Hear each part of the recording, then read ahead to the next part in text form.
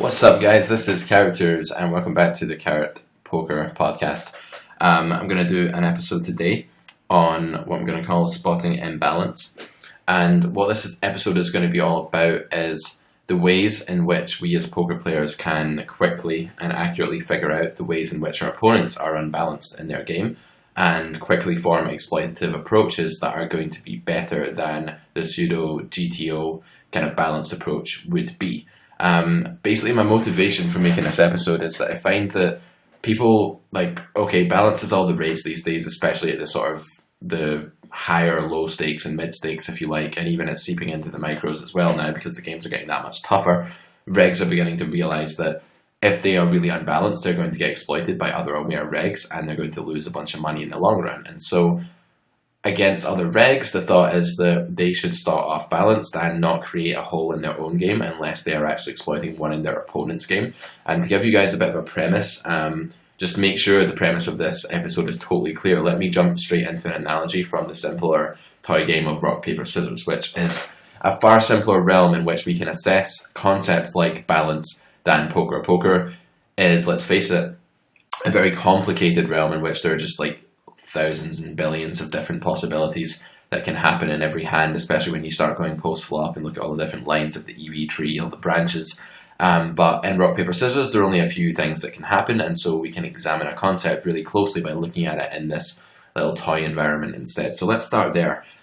Let's say that we are playing against each other, and this is a bit of a recap of an earlier podcast called What is This GTO that I made a good few months ago now. Go back and look at that What is This GTO if you want to find out exactly what I take GTO to mean and what balance is. But for now, in rock, paper, scissors, balance would simply be playing every option, rock, paper, and scissors with exactly the same frequency, 33.333%, and you'd randomize that so that there were no patterns. And the upshot is that your game is completely unexploitable. You're playing a solid game that's indefensible. No matter what your opponent does, if he starts playing rock all the time and somehow you didn't know that was his strategy, he wouldn't be exploiting you. If he starts playing paper all the time, he's not exploiting you. He's not making any money from you. Say there's $1 a hand of rock, paper, scissors, if you can call it a hand, I don't know what it's called. But yeah, he's not gaining anything by alternating his strategy from balance. So the Nash equilibrium, the point of balance in rock, paper, scissors is when both players are playing rock, paper, and scissors with an equal frequency of 33.323%. So why is it bad for me then to play unbalanced in rock, paper, scissors, to start playing rock all the time for no reason? Well, the thought is this: if you're playing balance and I start playing rock all the time, I'm not gaining anything by doing that. But what I am doing is opening up an obvious counter adjustment for you to start sneaking more paper into your game. So when you see me just going rock, rock, rock all the time, you're still alternating right now between rock, paper, and scissors at an equal frequency, but you start to notice this pattern. And then you start to say, okay, I can kill this guy by playing more paper. But if I do it all at once and start playing only paper, paper, paper, he's going to start playing scissors, scissors, scissors. And, so is going to go the war of exploitability.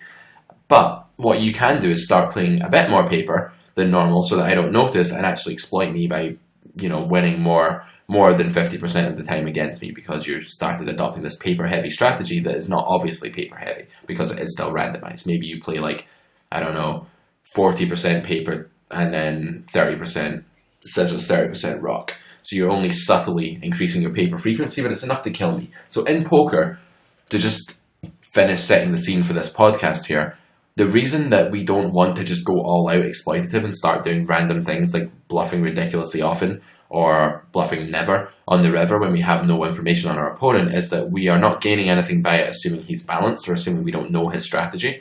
We don't know what we're gaining from it, probably nothing.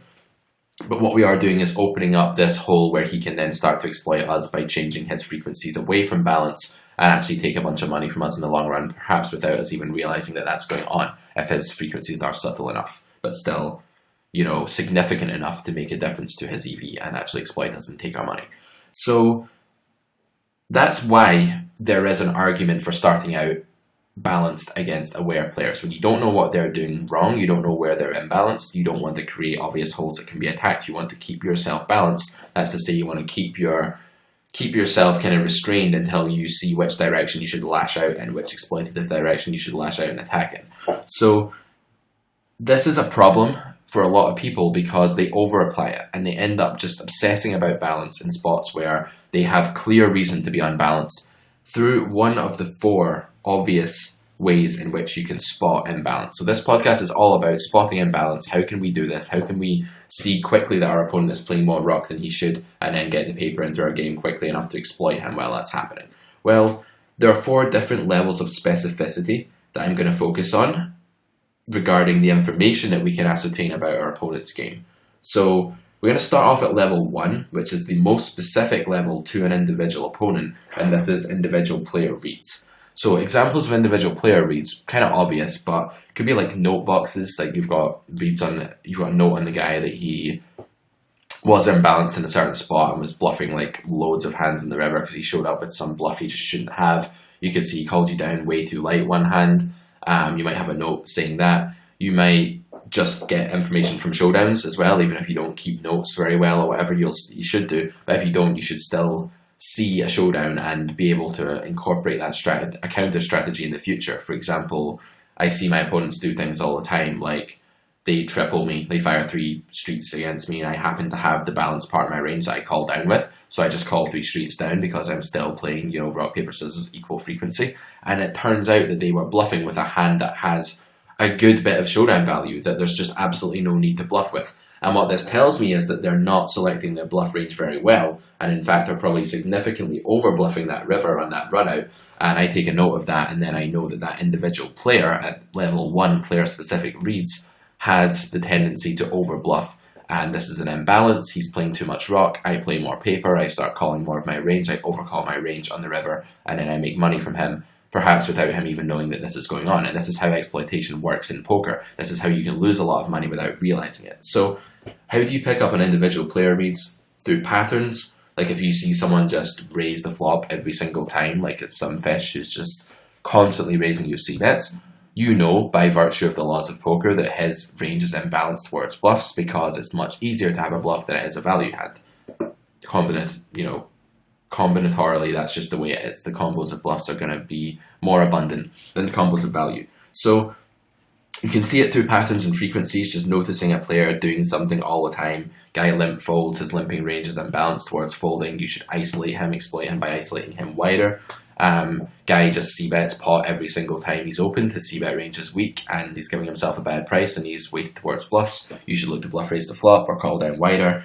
There's lots of examples of this. The guy's like steaming in the chat. He's angry. It's more likely that he's not going to find the fold button. You can gather from the fact that he's shouting horrible abuse about your family into the chat box that he's not folding the river. He's probably overcalling his range in the river, which means you should underbluff your range. So it's the kind of cold-hearted, or maybe not cold-hearted, but the kind of like iron-hearted poker player just looking at the steaming fish and just being like, this means that you're over calling your range, I will underbluff my range. And all the time the fish is like, yeah, I hope you die, whatever. And you're just like, coolly calculating the optimal exploitative adjustment. That's what winning poker is all about. It's about picking up on every individual player read that you can and forming good exploitative strategies. Disclaimer though, like I said before, if your opponent's not brain dead, like say he's some raging fish who just isn't going to care what you do, he's just always going to shove his money into the pot, then you can go all out rock to beat his scissors. Say he's playing scissors all the time, doesn't care, just going to play scissors all day, you should just play rock every single time.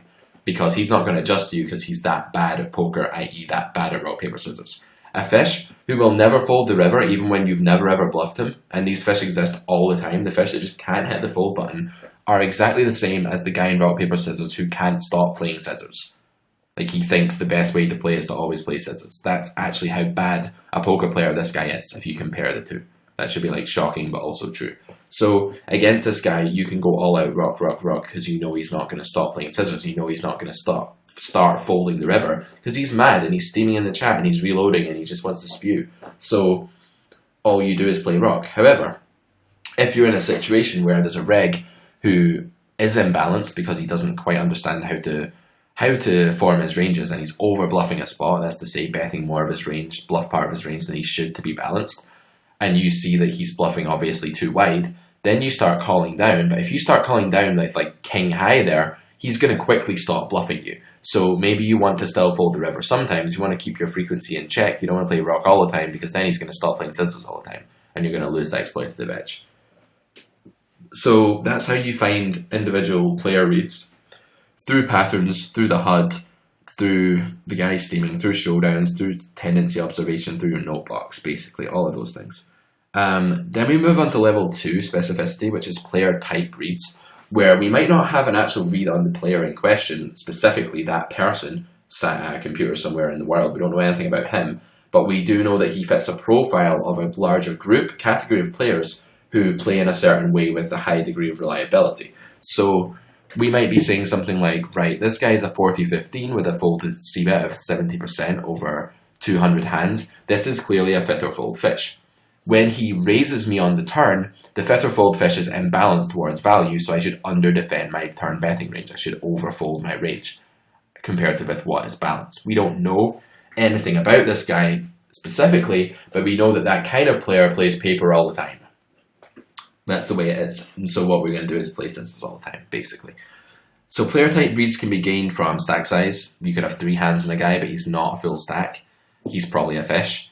Not always, but probably. Could be from the fact that he limps pre-flop, open limps, that's almost certainly a fish. Could be from the fact that he limp calls a small blind and then check min raises your c-bet, that's almost certainly a fish. His sizing might be 5x when he opens, guess what, that's a fish. Or he could just min 3-bet pre-flop, again, that's a fish. There's just so many things that fish do that regs would never do. If you're one of these players who's got 20 hands on a guy who's doing things like that and you're still posting a hand like villain's unknown, I don't know who villain is, so I should just play tight and never bluff. This is just terrible. It's really, really, really, really bad because you have all this info at your disposal. You've seen him do things that a reg won't do. Why are you not forming the opinion that he's a fish? And I only get angry about this because I see it time and time again. Okay, not angry, but I get passionate about it because it's just such a waste of EV when, otherwise competent players don't look at player type reads enough. So stack size, HUD profile, VPIP, PFR, these stats do not need a big sample to converge. You get like 35 hands in a guy and he's 41-18, he's a fish. You get 60 hands in a guy and he's 24-10, that's a passive, almost certainly. You get 8 hands in a guy and he's 60-10, fish, almost certainly. So you get the picture. How else can you tell? Bet sizing's a big one. Someone like min bets the flop, someone donks out half pot, someone donks pot for 3 streets, like all these things, min 3 bets, 6x opens on the button or anywhere on the table for that matter, fish. Screen name, kind of funny one, much less reliable, this one. I kind of threw it in mostly for humour, but there's an element of truth, and I was actually just discussing this with a student this morning. If the guy has a name like block capital letters with 4 numbers randomly thrown in the middle of it, or his name is something like Big Poker Guy 89, that's probably a fish unless he's making a fishy name to try and look like a fish. If his name is like something like Play for Food, or something like that, that's probably a reg. If his name is like some kind of geeky thing from a computer game and it's all spelled correctly with capital letters at the start of both names, that's probably a reg. If he has an avatar of the same thing that his name is about, that's a theme, that's probably a reg. The example I gave like years ago in a grinder school video I made was Zeus Child, which was like, you've got like capital Z, Zeus, capital Z, Child, and then you've got like a picture of a god raining down lightning bolts onto poker cards or something like that, or raining lightning chips down from stacks of clouds in the sky. This is almost certainly going to be a regular. I mean, he's got a theme, he's got like a well punctuated name, he's probably just a regular, he's probably intelligent. So that sounds kind of like I'm saying fish can't spell, but fish will have names like Poker King 440 or something like that. That's what fish do. So they also quite commonly have pictures of football players as their avatar. I don't know why that is, but it's just another correlation I've noticed. Anyway, I could go on all day about the subtleties of screen name and avatar and what it means about player type, but it's not the most interesting thing as far as this topic is concerned, so I'll move on. You can player type people by the way they chat as well. Like if someone's like chatting, like how did you call there, you stupid idiot, that's almost certainly a fish. If they're throwing in terminology like why would you c-bet that flop, that's probably a reg.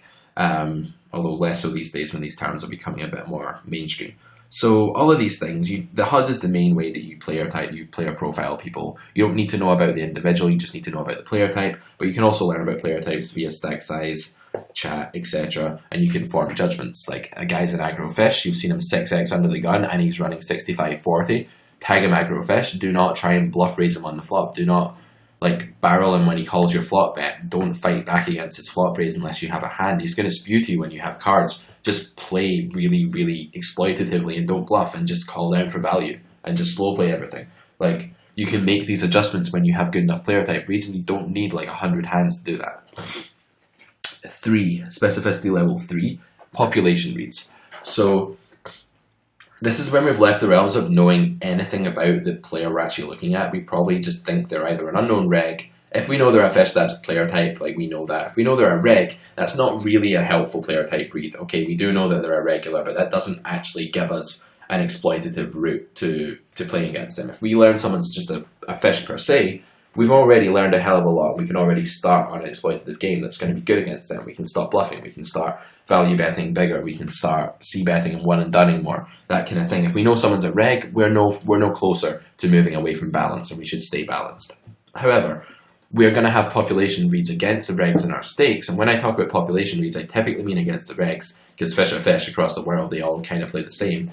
But regs will differ from stake to stake, site to site, year to year. So, for example, I know at 50 NL Zoom in that pool a few things. I know that when regs check as preflop raiser, they don't typically call enough, they fold too much. I know that when regs 4-bet you, they're not forming their range in a balanced way, and they often have way too many bluffs or way too few bluffs. I know that when they triple the river, they usually, if they're the kind that bluffs, they're usually bluffing too much. And if they're the kind that doesn't bluff, they're just not bluffing. And so it's very easy for me to eventually figure that out. But I do know that the population is imbalanced in certain ways, and I can tailor my game accordingly. It's like I know that, I bet, in fact, in reality, if you play rock, paper, scissors with 10,000 people in a bar, there will be one action they make that comes up more than any of the other actions, just subconsciously in human patterning. And it's the same in poker. People have patterns. Like, it'd probably be scissors. I reckon people play scissors more than they play anything else in rock, paper, scissors, because it's like the one that's kind of, I don't know, it's the scissors. It's a bit different from the rock and the paper. Who knows? Whatever. But I bet there is one that's true. And in poker, this is the same. And we know what our population does. We know how they play. So we can gather population reads from a variety of different routes. For one, just observation and just pattern recognition and keeping a diary about what we see. Oh, this is just always the nuts when I see this line. That's a fair read. That's not necessarily being results orientated. That read could be the result of loads and loads of hands against the population. It could be like you've played 200k hands and you've just never seen a bluff in that spot. You then have a population read that's always the nuts. There are lots of population reads. Definitely keep a journal, a diary, keep a note of what they are in your poker learning document, which you should all probably have if you're serious about this game, and build up a repertoire of pop reads that you can refer to be unbalanced, in situations where you have nothing player type specific or villain specific to guide you in any other exploitative direction. Like, after you've done your research as well, like, you can do population research in your database, where on Poker Tracker 4 you run an all players report, or the same kind of thing on him too, and you just filter for some different stats, different situations, get an Excel spreadsheet, import the top X players where they're only players you've got a lot of hands on who are going to be regulars, and look at what the regs are doing. How often do they 3-bet you big blind versus button compared to big blind versus hijack? How much is their range shrinking there when they're against the hijack? And therefore, you might want to over-defend your range on the button because they 3-bet too much against button steals, but under-defend your range on the hijack because they don't 3-bet enough against hijack raises. So, there's a lot you can do there. It's like if I did my rock, paper, scissors population analysis, and I did that survey, and then I went into bars and played people for money at it, I'd probably learn which of the three was the most common. Again, these notions of rock, paper, and scissors are not arbitrary. They have correlations in our head, and people will, I guarantee you, prefer one to the other slightly, although they'll try very badly to randomize. And you'll find which one people normally play, and then you just play the other one that counters it with a higher frequency. Same in poker, same with population reads. That's what you need to do. So, be aware, keep a diary, do some reports, all player reports in your tracking software, and also collaborate with your peers, with other grinders. Like, I run a Carrot Poker forum for all my students, and one thing they talk about a lot on there, the guys who play similar games, say there's a bunch of guys playing 25 NL Zoom, they'll talk about what the population is doing wrong, and they'll say, in the population, in my experience, this line typically means this more than this. Then someone will say, well, I agree with that, and then they'll together collaborate and form population reads. This is really important as well. Compile your data, work together with your poker friends, give your own little pocket of the community an edge over the rest of the community. That's so important, and that's why we have forums, training sites, study groups, etc., and why they're so important. Population reads is one way in which those groups excel. Okay, on to number 4, which is the least player-specific kind of imbalance that you can spot, and this is natural imbalances. Just the board texture, the way the hand is played out, has just happened in such a way that villain's range is just naturally unbalanced and there's nothing you can do about it without playing absurdly. Like, poker doesn't translate completely neatly into the rock, paper, scissors analogy, because in poker, there are situations where you just never want to play an equal number, or you just don't end up with an equal number of rock, paper, and scissors in your range. You end up with an imbalance, and that's natural. Here's an example I played yesterday. So I was playing a hand, and I opened aces, blind versus blind, got called by a reg who seemed quite aggro, so I've only got like player type reads. He's a more aggressive looking regular, but I don't know very much about him because it's a big zoom pool. And so we hit the flop, we go to the flop, and what the hell was the flop again? Yeah, so it's like queen 6-4 or something like that. And I bet the flop, and the reg calls. Then on the turn, no, I was in position here. It must have been button versus big blind, sorry. So I bet the flop, and the reg calls. It's like queen 6-4. Turn is then a queen, which brings a flush draw. So it's now a flush draw. No, it's a flush draw on the flop. So it's like queen 6-4 with 2 diamonds. Turn is like another queen. And he checks, I bet, and he check raises me.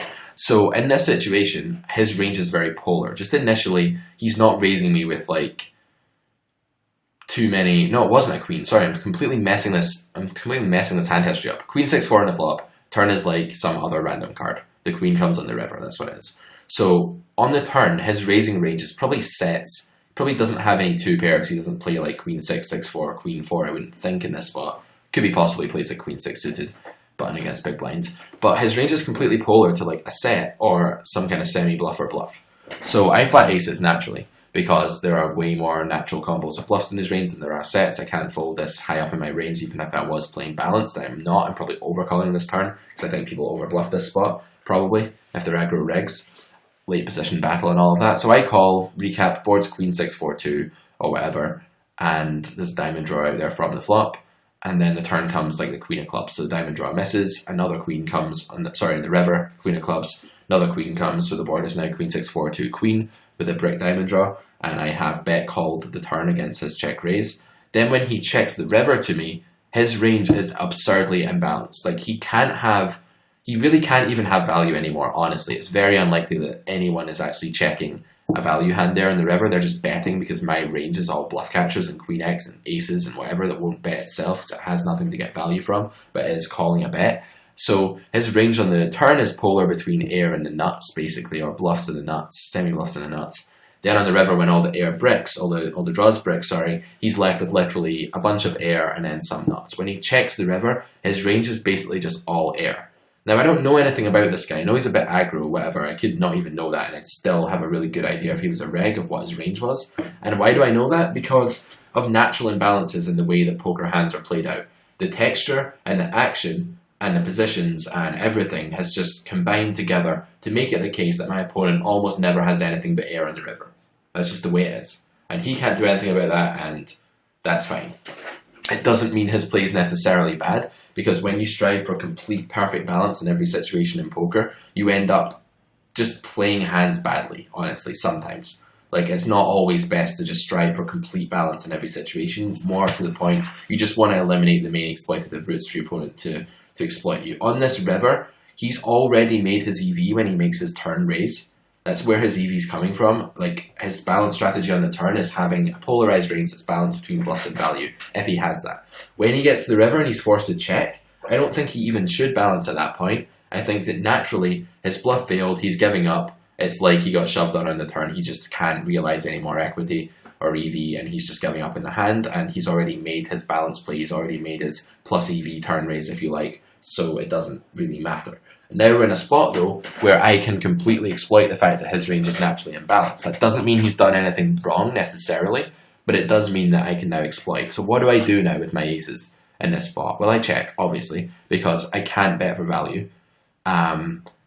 And it's still, there's some outside chance he's checking the nuts to me on the river to balance. It's possible. It's not likely at all. It's very unlikely, in fact, but it is possible. But how do I play this spot? Well, what I should do is be really unbalanced myself, because now I know that my opponent's range is naturally just all paper due to the way the hand's played out. I need to like play some rocks now. So how am I going to do that? Well, I'm going to take the nuts in my range and the bluffs in my range. I'm just going to bet really small with all of it, probably. Or no, do you know what? I'm going to bet bigger with the air in my range. Like if I call that turn with a draw that then brick, I'm just going to, and I don't have ace high for showdown value, I'm just going to bet small. Or bet a reasonable size. And that should just fold out all of his better air that's ace high or whatever. I'm going to do that with like queen high and weak king highs and worse. Then when I have like a value hand, like I have a boat or something like that, what I'm going to probably end up doing is actually just bet really small to try and induce some kind of raise, because I know his range is all air and that's the only way I'm going to get value. So naturally in that spot, just through the way the hand played out, the texture, the river bricking, the way my opponent polarizes his range on the turn, the way he checks the river, which he's just not going to do frequently at all with a value hand, I just know that he has air a lot and I can then adjust to that. And that's not because I know him, and it's not because I know his personality or he's steaming in the chat or because he's got a screen name of a certain sort or an avatar. It's because naturally poker hands play out in a way that creates normal, natural imbalance, and it's our job to recognize that and exploit it. So, recap, imbalances are everywhere. You've just got to find them. Don't play completely optimal, equal rock, paper, scissors in poker all the time, because there are so many spots when you should deviate due to A, individual reads on players, their tendencies, notes that you have on them, showdowns that you see, B, player type reads, their stack size, the HUD, their VPIP, PFR profile, their actions, their screen name, their chat. 3, population reads, work with others, compile population reads together with your peers, have a document where you track them all, do all player reports and filters in your tracking software. And finally, D, natural imbalances due to the way that the hands play out, that just, your opponent's range is imbalanced in X way. Exploit it. This has been Characters for the Carrot Poker Podcast. If you want to hear more from me on a one-to-one level and get some coaching, and get in touch with me at admin@carrotcorner.com. I'd love to work with you guys. Any questions about coaching, feel free to hit me up or by email, or check out my website, carrotcorner.com. Leave me any feedback, ideas, questions, comments you have for the podcast. Hope you're still enjoying it, and I'll try and get these out a bit more regularly to you guys in the near future. Thank you for tuning in, and I will see you on the next one. Goodbye for now.